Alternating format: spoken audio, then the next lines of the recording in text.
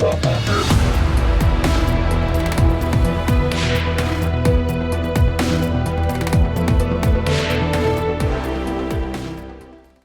entretiens des patriotes, bonjour à tous. Macron veut demander un cessez-le-feu aux Russes pendant les Jeux Olympiques. Matamor sur TF1, Pétochard à l'international. Avant de traiter cette information et beaucoup d'autres, vous connaissez la coutume sur cette chaîne, je débute toujours mon entretien par remercier ceux qui m'ont permis de le réaliser, car ils m'ont financé à l'aide des merci rémunérateurs. Et aujourd'hui sont à l'honneur des fidèles parmi les fidèles.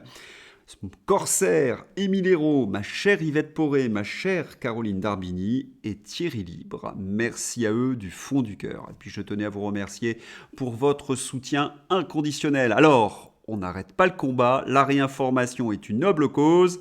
On lève le petit pouce, on écrit de gentils messages et on diffuse sur d'autres réseaux sociaux.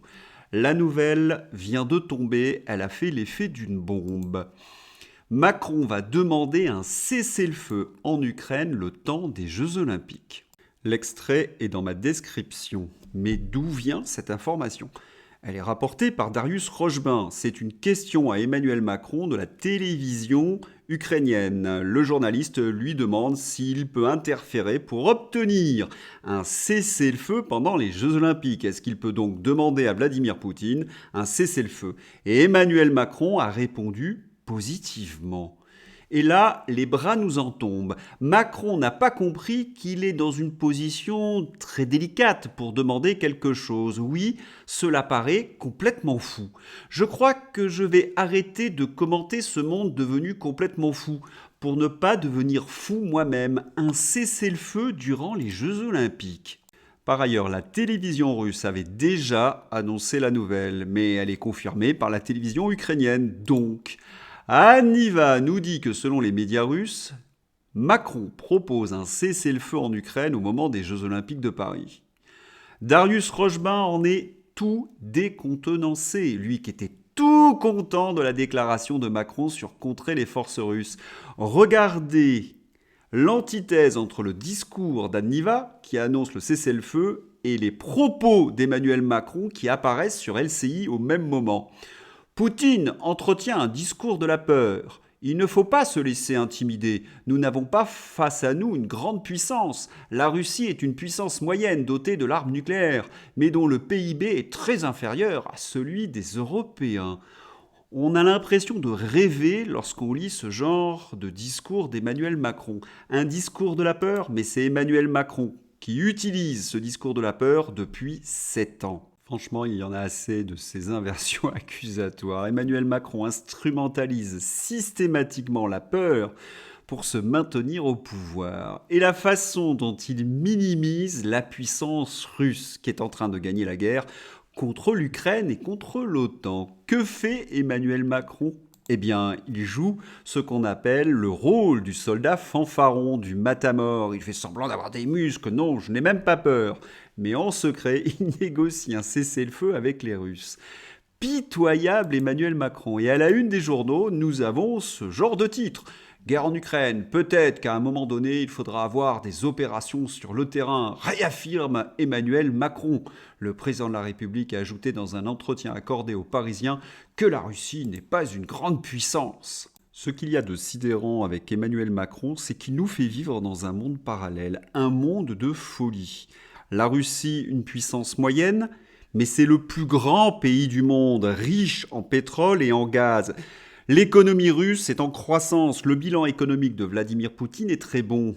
Et l'Union européenne, récession, crise multiple, et les économistes sont en train de montrer que nous sommes en train de décrocher par rapport aux États-Unis. Et puis Emmanuel Macron nous fait croire qu'il peut envoyer des troupes. Des troupes françaises ? Qu'en pensent les militaires ? Je vous ai déjà présenté cette interview qui nous vient de Marianne.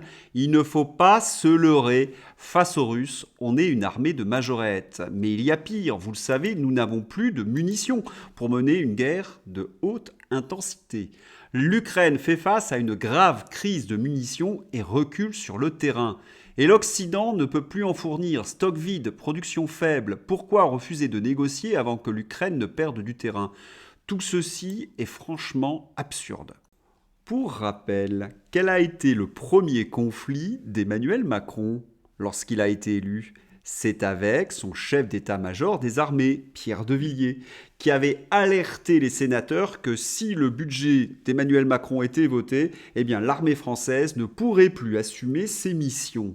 Et Emmanuel Macron a continué cette politique d'austérité vis-à-vis de l'armée française. Le résultat est connu aujourd'hui. L'armée française ne pourrait plus assumer sa mission.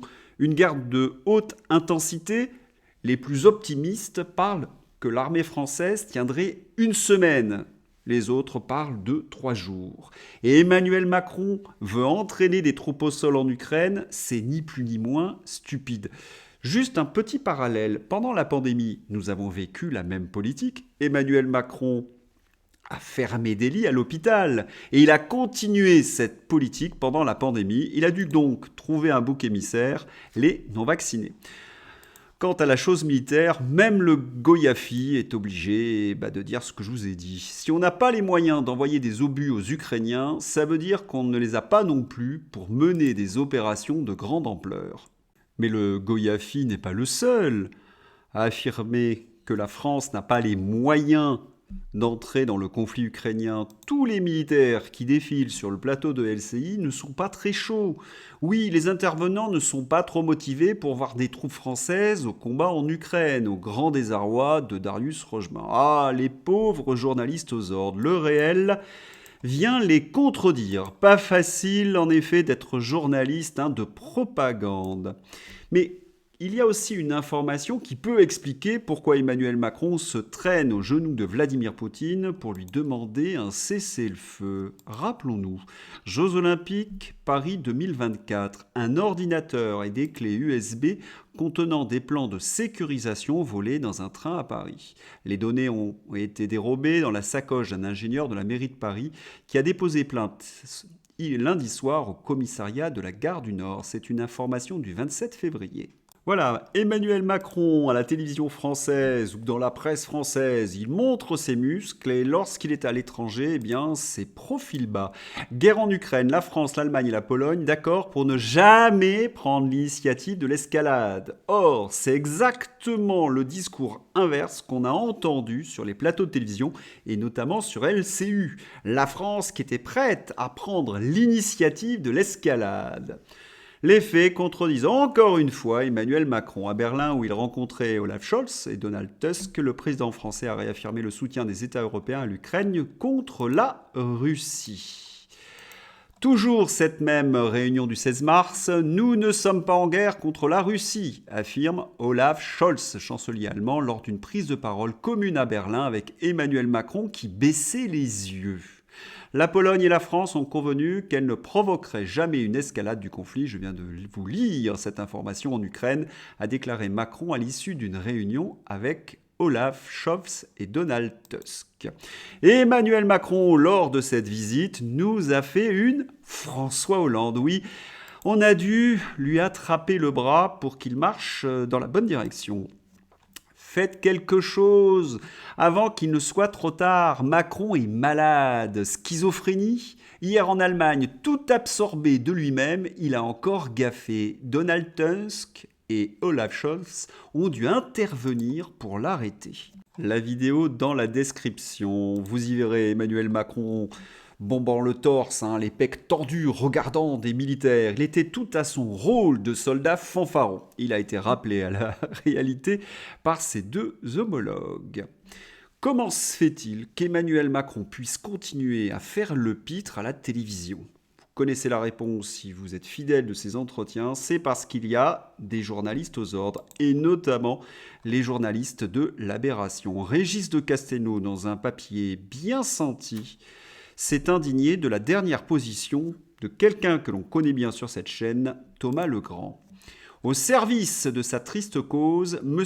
Thomas Legrand vient d'inventer un concept philosophique fulgurant, la vérité journalistiquement établie, dont il est rigoureusement interdit de s'écarter sous peine de dénonciation d'appel à la vindicte en attendant probablement la sanction pénale. La question n'est pas de savoir s'ils défendent les thèses du Kremlin, mais s'ils s'offrent Or, s'ils n'offrent pas, par leur façon de traiter l'actualité, hors de toute vérité journalistiquement établie, un réceptacle taillé sur mesure pour la stratégie d'influence russe. Mais quelle est cette vérité journalistiquement établie? Eh bien, ce n'est pas compliqué. Lorsqu'on est journaliste à l'Aberration, comme Thomas Legrand, il faut être l'attaché de presse d'Emmanuel Macron, rapporter fidèlement tous les bobards de l'Élysée. Allez, on va s'offrir quelques rappels. Alors, tout le monde est prié de ne pas s'écarter de la vérité journalistiquement établie de Thomas Legrand et de ses amis. Les Russes n'ont plus de munitions et attaquent avec des pelles. C'est Pujadas qui l'a dit. Il a dit aussi qu'ils n'avaient plus de tanks et c'est pour ça qu'ils récupéraient les carcasses de T-34 qui ornent leurs monuments aux morts. Ils doivent démonter les machines à laver pour récupérer les puces pour leurs missiles. D'ailleurs, ils n'ont plus de missiles. Leur flotte de mer Noire est anéantie. Ça, c'est Serge Julie de l'Aberration. Ils lancent des vagues d'assaut massives et ont perdu plus d'hommes que n'en compte leur armée. Leur économie s'effondre. Oups, ça c'est Nono le neuneu qui l'a dit, et il n'est pas journaliste, donc ça ne vaut pas. L'armée russe, c'est rien que des moudjiks abrutis, démoralisés et épuisés. Donc une fois qu'ils auront bouffé les Ukrainiens, ils vont nous attaquer et débouler jusqu'à Brest, c'est sûr. Brest-Finistère, pas Brest-Litovsk, faut pas confondre. Il n'y a pas de néo-nazis en Ukraine, d'ailleurs, il n'y en a jamais eu, Bandera était un résistant anti-nazi, etc., etc. Oui, etc., parce qu'il serait impossible de vous donner tous les bobards de LCI, tellement ils sont nombreux. Le colonel Hervé Carès, par ironie, s'est appelé McCarthy parce qu'il est visé par Thomas Legrand et son article de Libération. Libération en mode « je suis partout ». Et il nous donne l'article complet de Régis de Castelnau dont je vous ai lu des extraits. La chasse à la malpensance en France au XXIe siècle, après la chasse aux antivax, maintenant la chasse aux pro-Poutine, et collabo, et tout cela bien sûr pour la défense de nos valeurs, avec des vérités décrétées, etc., etc. Je vous mets l'article dans ma description. Eh bien, la bien-pensante est dans une situation délicate. Je vous l'ai montré plus d'une fois. Ils prennent la réalité en pleine figure. Et souvent même, ils se prennent les pieds dans le tapis. Leurs contradictions, comment dirais-je, sont burlesques. Exemple, la tartufferie du jour. Le vote électronique, c'est fiable pour élire Joe Biden aux États-Unis. Mais il y a un risque de fraude quand c'est pour Vladimir Poutine en Russie. Ils nous prennent vraiment pour des imbéciles. Autre exemple sur le plateau de la 5. Déploiement en Ukraine. Aujourd'hui, je pense que l'armée russe n'a pas la capacité d'aller à Odessa. Mais Odessa est crucial pour l'Ukraine parce que c'est son poumon pour exporter par le détroit des Dardanelles, donc on doit réfléchir à cette option. Général Trinquant. Poète dubitatif. L'armée russe n'a pas la capacité d'aller à Odessa. En revanche, à en croire les mêmes, elle aurait la capacité d'envahir la Pologne et les pays baltes. Il va falloir m'expliquer. C'est ce qu'on appelle la vérité journalistiquement établie. Il y a le bon et le mauvais chasseur. Il y a le bon et le mauvais journaliste. Le mauvais chasseur, c'est celui qui entend quelque chose dans les fourrés et qui tire. Et puis il y a le bon chasseur, c'est celui qui entend bouger dans les forêts et qui tire. C'est ça, le bon et le mauvais journaliste. Edoui Plenel déclare que Vincent Bolloré, avec les chaînes du groupe Canal+, tombe le masque. On voit son idéologie totalement d'extrême droite, raciste et identitaire. Mon cher Edoui Plenel, au lieu de vomir sur vos confrères, est-ce que vous pourriez éclairer vos lecteurs sur vos relations avec l'oncle Sam? L'atlantisme, cela vous parle quand même. Donc, si je résume, lorsqu'on est un journaliste de l'Aberration, il y a la vérité journalistiquement établie. Lorsqu'un journaliste de CNews fait un reportage sur la délinquance, le trafic de drogue, ça, c'est un journalisme d'extrême droite. Non, sur la délinquance, il faut parler de sentiment d'insécurité. Cela fait 30 ans que l'Aberration fait de la propagande au sujet de la délinquance et du trafic de drogue. Et maintenant, ils ne sont plus au niveau du mensonge et de la propagande, ils veulent censurer les journalistes qui font leur boulot. Et j'aimerais voir un numéro à la une de Libération ou de Mediapart sur notre ami Raffi. Les aventures de Raffi, tête de liste aux européennes du Parti socialiste. En Géorgie, il était conseiller de Saakashvili, président de la Géorgie de 2009 à 2012, puis gouverneur de l'oblast d'Odessa en Ukraine de 2015 à 2017. Bizarre, non? Époux d'Eka Zgoudadze. Je vous en avais parlé dans plusieurs entretiens. Vous voulez en savoir plus? Le documentaire est dans ma description. Il y avait foule ce week-end pour défiler pour la paix, une initiative de Florian Philippot. Bravo patriotes qui organisent cette marche nationale contre la guerre. Les mamans pour la paix étaient extrêmement nombreuses aussi. Oui, des milliers et des milliers de Français exigent de mettre Macron en échec et de sortir la fausse opposition et de sortir de l'Union européenne et de l'OTAN, deux machines de guerre. Vive la paix, vive le Frexit.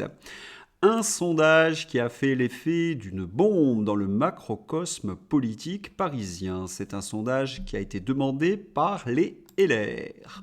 On savait qu'en cas d'élection anticipée, le Rassemblement national raflerait la mise, que la gauche, Macronie-NUPES, y perdrait et que LR se maintiendrait grâce à son enracinement.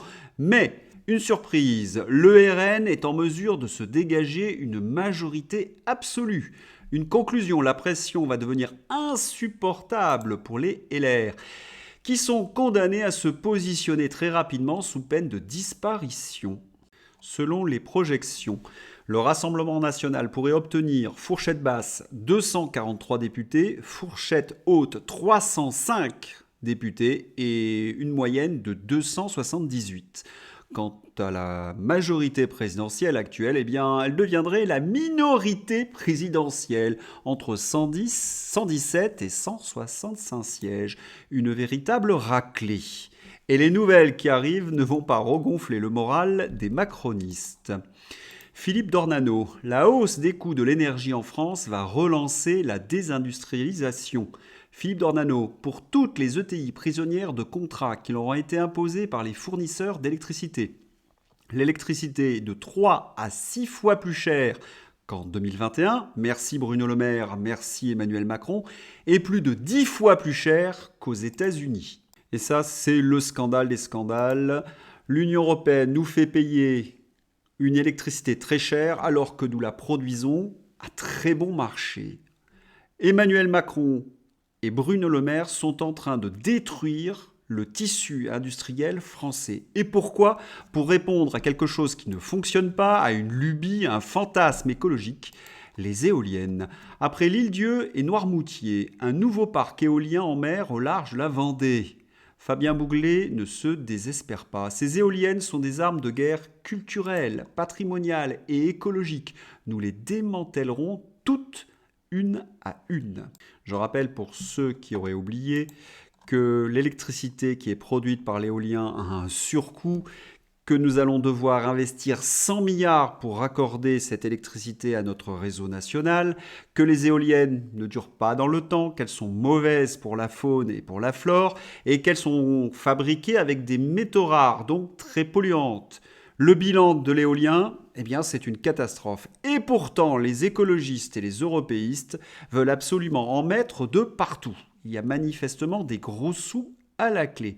Et que fait notre ministre de l'économie pour sauver nos entreprises? Il écrit des livres, ah oui, vous ne rêvez pas.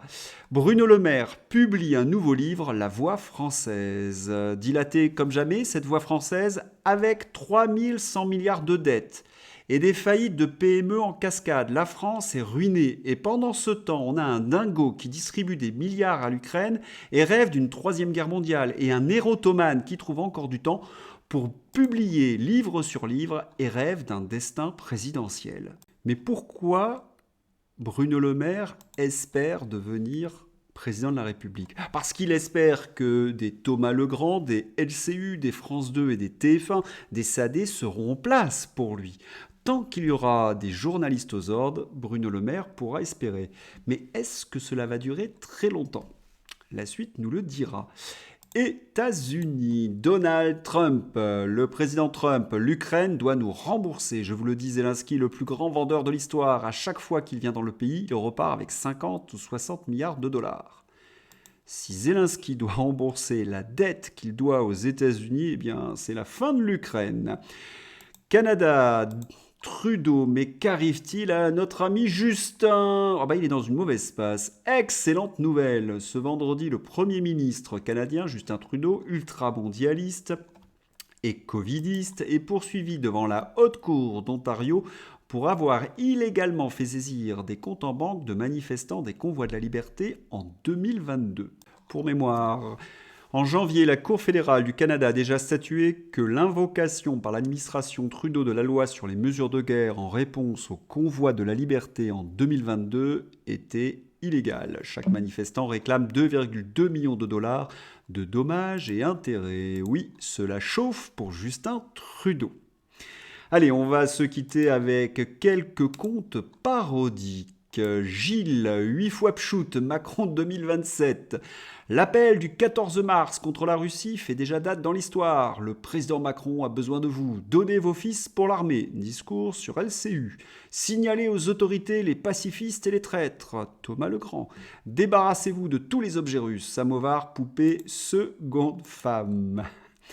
Amélie Oudéa Castéra est la risée des réseaux sociaux depuis son interprétation de Nadja. Vous avez ce genre de détournement. Oudéa Dja sur Netflix.